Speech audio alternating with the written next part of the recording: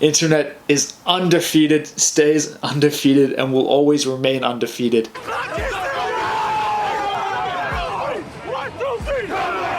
Alright, Cowboys Collective, let's just get straight into it. Kyler Murray had some choice words when a Sports Illustrated reporter insinuated that he had to be a Cowboys fan because he grew up in Texas, to which Kyler Murray responded, "Nope, they were always ass." You gotta be a Cowboys fan. No? They were always ass. And Kyler Murray went on to talk about the team who he was a fan of. You would assume had to be someone successful, multiple Super Bowls, something like the Patriots. But no, he goes on to say that his team that he cheered for when he grew up is the Minnesota Vikings. A team that entered the league 1 year after Dallas in 1961, yet have never won a Super Bowl. The best they've done is win 4 conference championships, and that's it. Have they been relatively more successful in Kyler Murray's lifetime than the Cowboys? Yes, I'll give them that. They have, 11 playoff appearances to our 6. Can we even count 2019, though, in that 11? Because Kyler Murray was in the NFL for the Cardinals. I highly doubt he was actively cheering for them. I don't know. So maybe we should round it down to 10. But the fact is, there's one ultimate prize when it comes to the NFL every year, and one team wins it. But when we go back to that span in 1997, neither the Dallas Cowboys or the Vikings have won a Super Bowl.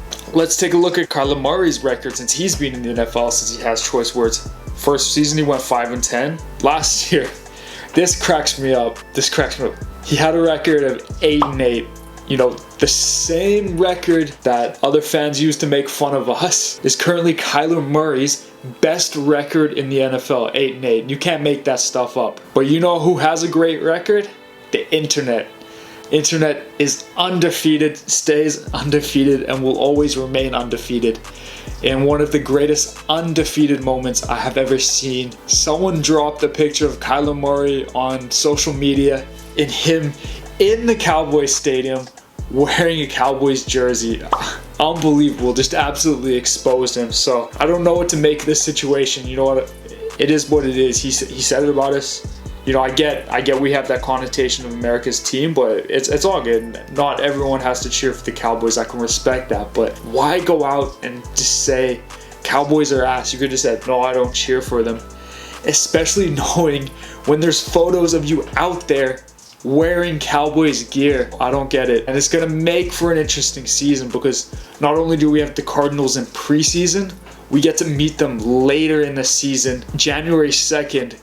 These are the games that matter. These are the games that dictate home field advantage at the end. The playoff picture, who's going to be in, who's going to be out. Putting these words out there, a lot of Cowboys players are going to mark this game on their schedule just to add any more motivation to a January game. I don't know what he's thinking.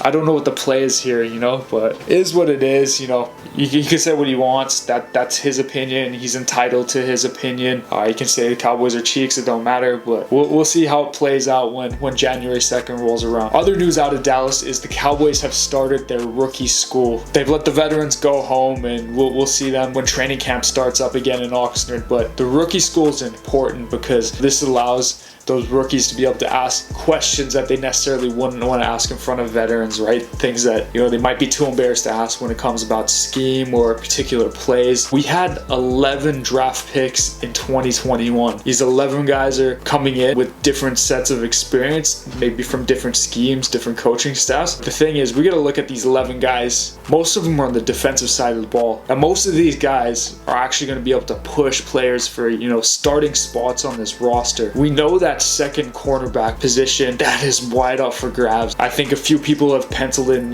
Anthony Brown as a potential starter there. Other people are speculating it could be Kelvin Joseph. Personally, I'm hoping it goes to Kelvin Joseph. Anthony Brown doesn't really fit that mold of that second corner. Kind of fits more of that mold, like I said in the previous episode, that Walter Thurman style nickel corner that Dan Quinn was used to in Seattle. So I think if it plays out where Anthony Brown's looking to be the number 2 cornerback, I think the Cowboys will probably dip into free agency or look for another corner via trade. In all the articles I'm seeing about, though, the rookie minicamp, everyone seems to be singling out Kelvin Joseph as a guy that could use this time. And yes, he missed a lot of time in OTAs and minicamp because he was quarantining. We can't help that. We don't know the reasons why he was in quarantine. We don't know if he had COVID or if he was a close contact of COVID, but I'm not here to speculate on that. I'm here just to say, let's not write the guy off yet, because the reality is that's just OTAs and minicamp. The final camp battles are going to take place in training camp. We know that.